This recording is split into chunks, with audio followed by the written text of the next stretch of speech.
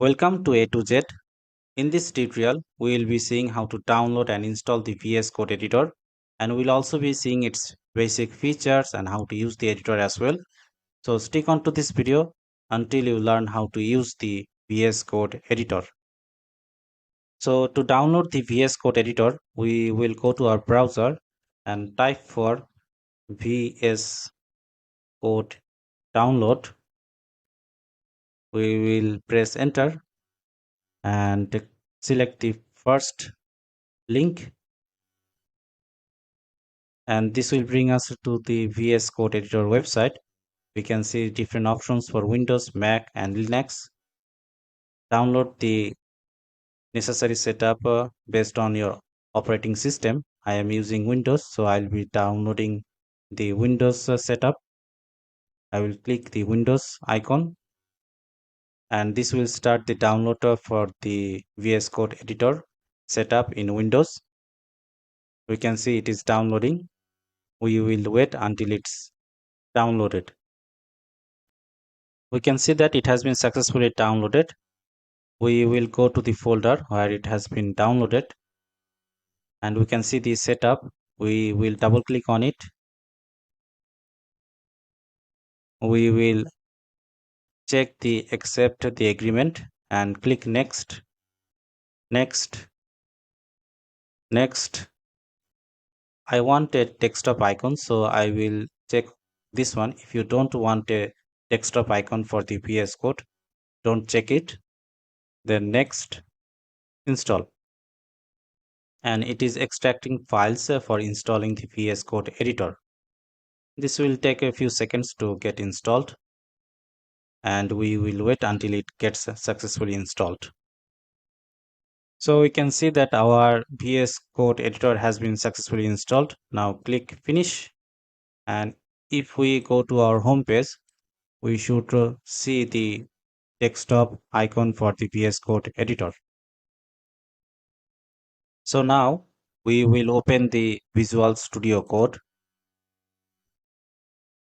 Before we start using the Visual Studio Code, one needs to bear in mind that the Visual Studio Code is only an editor. It is not the programming languages. You need to install the programming languages separately into your desktop before using in the Visual Studio Code. You will also require to install the individual program extensions in the Visual Studio Code to run any kind of program in the Visual Studio Code. If you don't understand me right now, it's okay. I will walk you through how to use the Visual Studio Code, and I will also show you how to write your first programs in Python and R as well. So to run any kind of programming language in the Visual Studio Code, you need to first separately install the programming languages into your desktop. So you can see I have already installed the R programming language and the Python programming language, since I'd be running these two programming languages into the Visual Studio Code. So I have to install them separately into the desktop. If you don't have them, please follow the link from the description to install them into your desktop and then come back to this video. So first of all, we'll be writing a Python program and run it in the Visual Studio Code, and then we'll go for the R program. So first we'll go to the Explorer and click on Open Folder.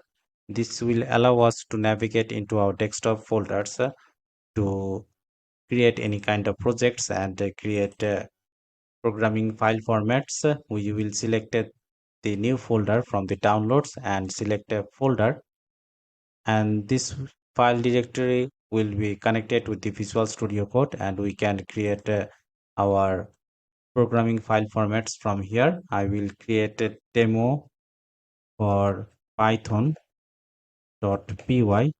This py will stand for the Python file format. I will press enter, and this has created our Python program file format. And now we can write our Python codes. Before we write our Python codes, we will install the Python extension pack from the Visual Studio Code. Otherwise, we won't be able to run the Python program from the Visual Studio Code. So for that, we will go to the extension and we'll click on it, and we'll search. We can search for the Python extension pack.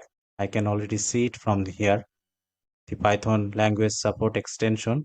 If you don't see it, type it from the search bar of the extensions. I will click on this extension and click install. And this will take a few seconds to install the extension. And when it is installed, we will go back to our demo for python.py file format for the Python code. So we can see that the Python extension has been successfully downloaded. We can see the install button as well. Now we will go back to our demo for Python file format, and we will write our first Python program in the Visual Studio Code. So we'll type a simple program. We'll type a print and give first bracket hello Python world, and we'll click run and run without debugging, and this will run our first Python program. We can see that hello Python world from the terminal.